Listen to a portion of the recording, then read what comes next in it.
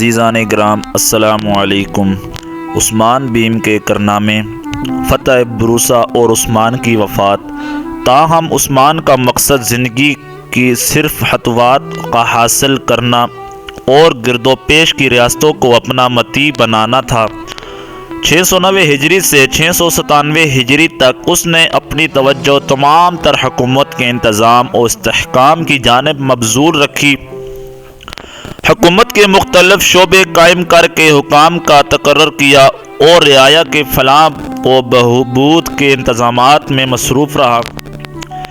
لیکن دوسرے ترک سرداروں نے جو عثمان کی بڑھتی ہوئی قوت سے خائف تھے، اس کی خاموشی کو ضعف پر محمول کیا اور بازنطینی قلعہ داروں سے اتحاد کر کے اس کے مقبوضات پر حملہ آور ہوئے۔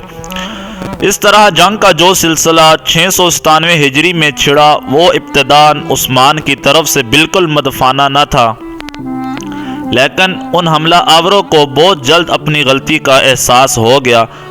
عثمان نے ان سب کو شکست دی، نواح کے چھوٹے چھوٹے سرداروں کو مطیع کیا، بازنطینی قلعے کے بعد دیگر فتح کیے اور بالآخر یعنی شہر پر قبضہ کر کے اسے اپنی ملکیت کا پایہ تخت بنایا۔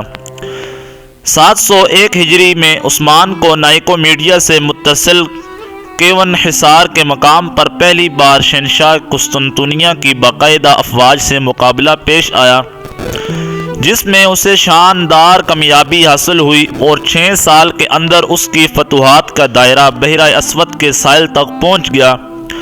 بازنطینی قلعے بے درپے مسخر ہوتے گئے اور بروسا، نائسا اور نائکومیڈیا کے گرد فوجی چوکیوں کا ایک مضبوط حصار قائم ہو گیا۔ اس خطرہ کو دور کرنے کی غرض سے بازنطینیوں نے تاتاریوں کو عثمانی مقبوضات پر حملہ کرنے کے لیے آمادہ کیا۔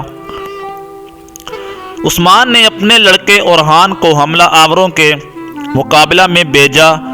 تاتاریوں کو سخت شکست ہوئی اور بازنطینیوں کی امید کی یہ آخری کڑی بھی ٹوٹ گئی۔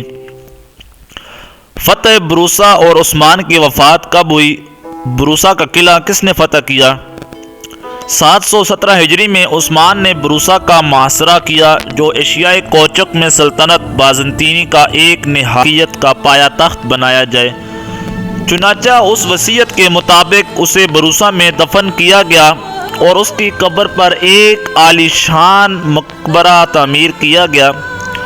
عثمان دولت عثمانیہ کا پہلا تاجدار ہیں، اس بنا پر عموماً اس کے نام کے ساتھ سلطان کا لقب بھی شامل کر دیتے ہیں، لیکن خود اس نے اور اس کے بعد اورحان اور مراد اول نے صرف امیر ہی کا لقب اختیار کیا۔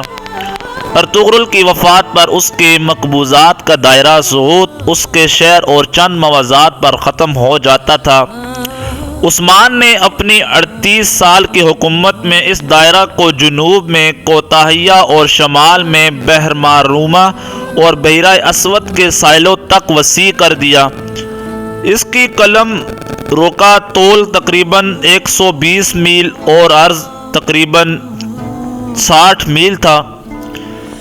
آبادی صرف ترکوں پر مشتمل نہ تھی، بلکہ پیشتر علاقے چونکہ سلطنت بازنطینی کے ایشیائی مقبوضات سے حاصل کردہ تھے، اس لیے آبادی میں ایک بڑی تعداد یونانی اور سلافی باشندوں کی بھی تھی، جو بخوبی مسلمان ہو کر ترکوں میں شامل ہو گئے تھے۔ ایورسلے لکھتا ہے کہ یہ عیسائی کسی جبر سے اسلام نہیں لائے، کیونکہ تاریخ میں نہ تو قیدیوں کے قتل عام کا کوئی ذکر ہے اور نہ بعثت غلام انہیں فروخت کرنے کا، بلکہ ان کے اسلام لانے کی وجہ یہ ہوئی کہ قسطنطنیہ کے یونانیوں نے جو فطری طور پر ان کے محافظ تھے انہیں چھوڑ دیا تھا۔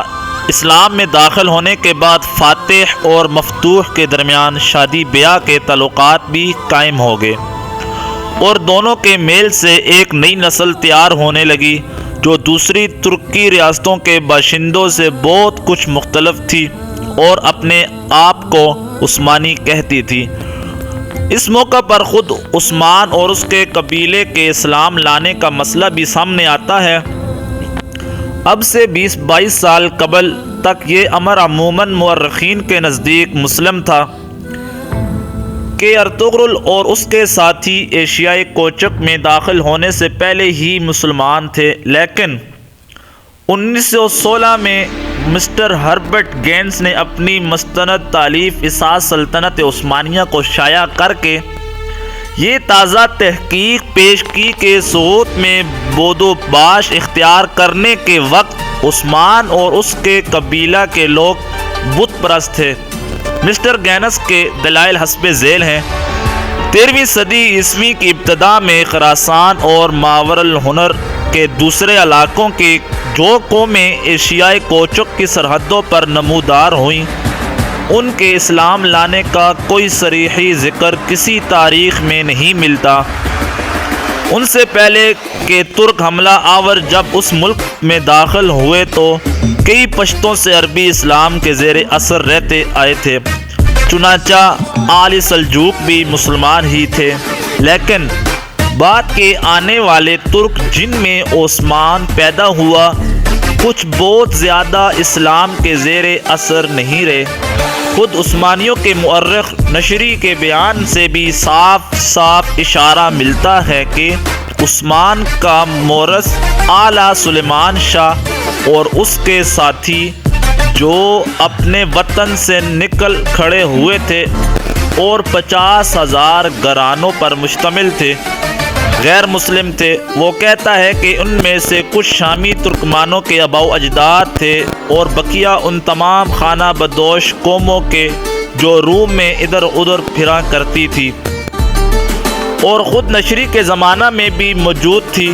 12ویں صدی عیسوی اور اس کے بعد کے سیاحوں کی بکثرت شہادتوں سے بھی یہ معلوم ہوتا ہے کہ یہ قومیں بت پرست تھیں۔ ان مختلف ترکی قبیلوں نے جو اسی زمانہ میں ایشیائی کوچک میں داخل ہوئے، جب عثمان کا قبیلہ وہاں آیا، ملک کے مغربی حصہ میں پہنچ کر اپنے آپ کو ایک اسلامی ماحول میں پایا، وہ تعداد میں تھوڑے تھے۔ ان کے لیے اس سے زیادہ قدرتی بات کوئی نہ تھی کہ اپنے سلجوقی اقربا کا مذہب اختیار کر لے۔ عثمان اور اس کے قبیلہ کے اسلام لانے سے عثمانی قوم پیدا ہوئی، کیونکہ اسلام ہی نے ان مختلف قوموں کو ایشیائی کوچک کے شمالی مغربی گوشہ میں آباد تھی۔ ارطغرل عثمان ایک دیہاتی سردار کی حیثیت سے سوات میں سیدھی سادی زندگی بسر کرتے تھے اور ان کے تمام حوصلے اپنے چھوٹے سے گاؤں ہی تک محدود تھے۔ ان کی اس زمانہ کی کسی جنگ یا فتح کا ذکر تاریخ میں موجود نہیں۔ ارطغرل کے ساتھ 400 سپاہی تھے اور عثمان کے ہمراہ اس سے زیادہ سپاہیوں کے ہونے کی کوئی معقول وجہ نظر نہیں آتی۔ ان کے تعلقات اپنے پڑوسیوں کے ساتھ بالکل صلح و دوستی کے تھے۔ نشری کا بیان ہے کہ اس ملک کے کافر و مسلم دونوں ارطغرل اور اس کے لڑکے کی عزت کرتے تھے۔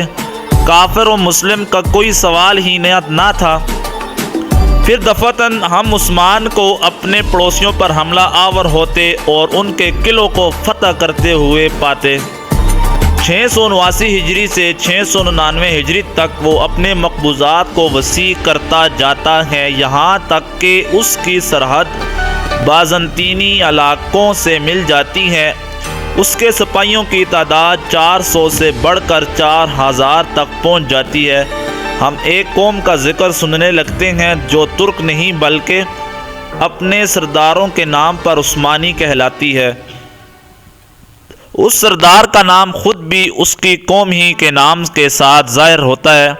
یہ لوگ یونانیوں، بازنطینیوں اور تاتاریوں دونوں کے یکساں دشمن ہیں اور متعین طور پر اسلام سے وابستہ ہیں۔ ان میں ایک ایسا تبلیغی جوش ہے جو صرف ان ہی لوگوں میں پایا جاتا ہے جنہوں نے حال ہی میں مذہب تبدیل کیا ہو۔ ان کی باہمی وحدت اور ایشیائی کوچک کے دوسرے ترکوں سے ان کا قطعی طور سے مختلف ہونا 14ویں صدی کے ابتدائی 60 سالوں میں اس قدر نمایاں ہو جاتا ہے کہ یورپ انہیں بحیثیت ایک قوم کے تسلیم کرنے پر مجبور ہو جاتا ہے۔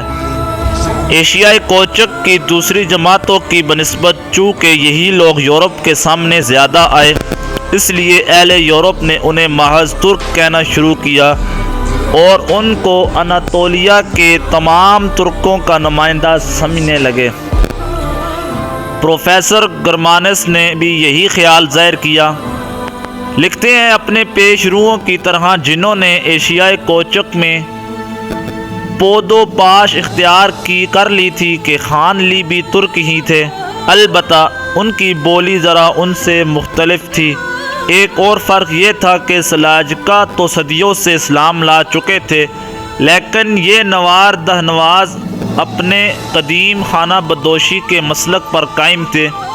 ان کے سردار ارطغرل کے بیٹے عثمان کی شادی کے متعلق جو روایت مشہور ہے، اس سے ہمارا یہ قیاس حق بجانب ہے کہ انہوں نے ایشیائی کوچک کی اسلامی فضا میں داخل ہونے کے بعد اسلام قبول کیا۔